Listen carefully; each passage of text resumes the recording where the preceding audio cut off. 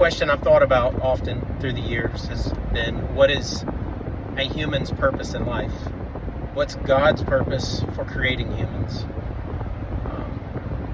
And as a human, what is our purpose in life? Well, there's two ways to answer this I see via the Bible.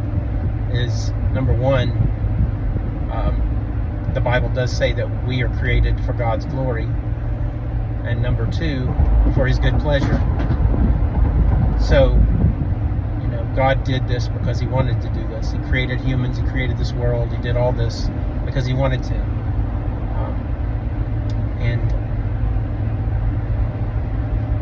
But there's another side to it. As a person that exists in this world, when you ask yourself the question, what's my purpose in life? My answer to somebody would be to know God. Because until you know God, you can't know the way of salvation. And so,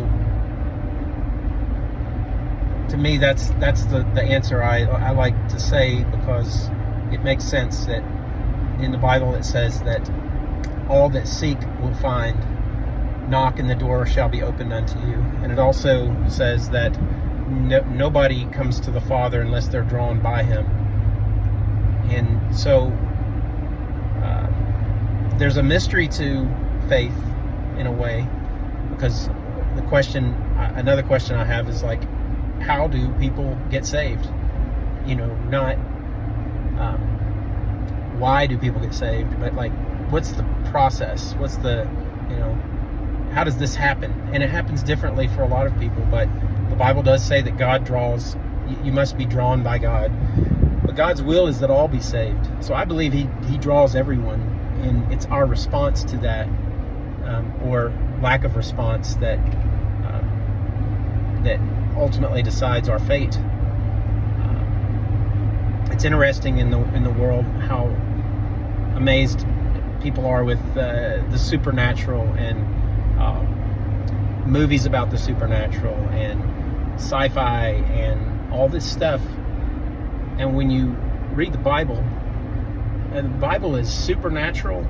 There's amazing miracles, and in this life as a believer, you can see miracles that can happen. And in this life as a non-believer or even a believer, you can see the kingdom of darkness. You can see demons working through people, through the occult. For example, tarot cards, or mediums, or psychic readings, or using what's it called? The Ouija board. All that stuff is demonic, and people that aren't saved or don't study the Bible or don't believe in God and Jesus and all that, they may not believe in demons, but there's definitely power in the kingdom of darkness. They have, Satan has some power, but he's not all-knowing, he's not all-powerful, he's nothing compared to God. He was created by God and then fell. But anyway, so just some thoughts on being born again, like how the process of becoming born again and the purpose of life that leads to becoming born again if you respond to God when He draws you.